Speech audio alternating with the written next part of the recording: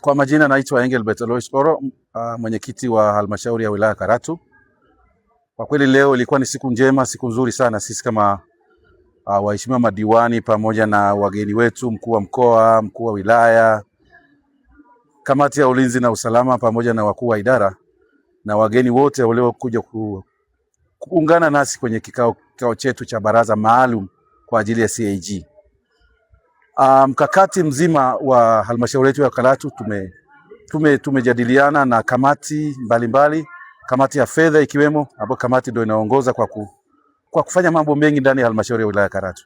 Na mimi kama mwenyekiti pamoja na uongozi mzima wa wilaya tumekaa chini, tumesema na pia tumetafuta namna yote ya kufanya Karatu yetu ionekane Karatu ya utalii. Kupitia hotuba ya mkuu wa mkoa pia tumejaribu kuangalia baadhi ya maeneo ambayo amezungumzia. Japo sisi kama halmashauri pia tulishaanza kufanyia kazi.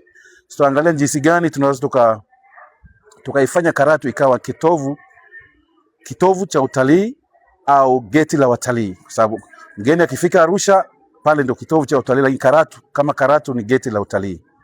Kwa hiyo tuna mpango wa kutengeneza kitu kinaitwa Tourism Master Plan ya Karatu.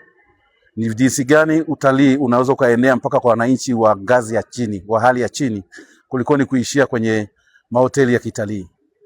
Miundombinu kama mkuu wa mkoa alivyosema, serikali imetusaidia kilomita 10 kwa ajili ya kuelekea kwenye mahoteli ya kitalii, hiyo kilomita 10, na pia tumewezeshwa kupata taa za barabarani, na tunashukuru na sisi tunatekeleza.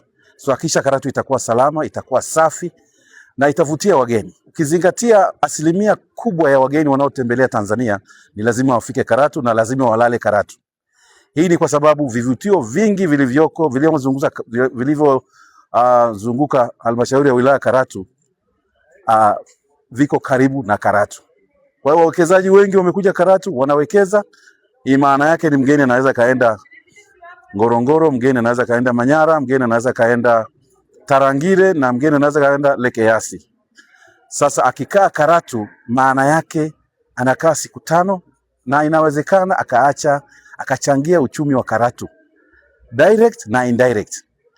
Na ndio maana tumesema Karatu hapa tutahakikisha tunajenga maeneo yote ndani ya halmashauri yanafikika na watalii.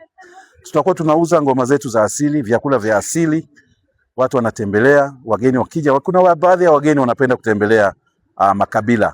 Kuna baadhi ya wageni wanapenda kula chakula cha asili. Kuna baadhi ya wageni wanakuja Tanzania lakini wanaweza usiende kwenye mapori ya akiba. Lakini shida yao kubwa ni kutembelea jamii inayopakana na mahifadhi. Kuna wageni wengine watakuja kuangalia kuna mwingiliano gani kati ya binadamu na wanyama.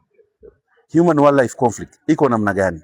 Kwa hiyo kupitia mpango mzima wa halmashauri yetu ya Karatu kwa miaka 2-3 ijayo, tutakuwa tumetimiza azma yetu ya kuhakikisha utalii unatapakaa ndani ya halmashauri na nje ya halmashauri. Na kwa namna hii serikali yetu ya Jamhuri ya Muungano wa Tanzania itakuwa imepata mapato, halmashauri imepata mapato, na watu binafsi moja watakuwa wamepata mapato kwenye mifuko yao.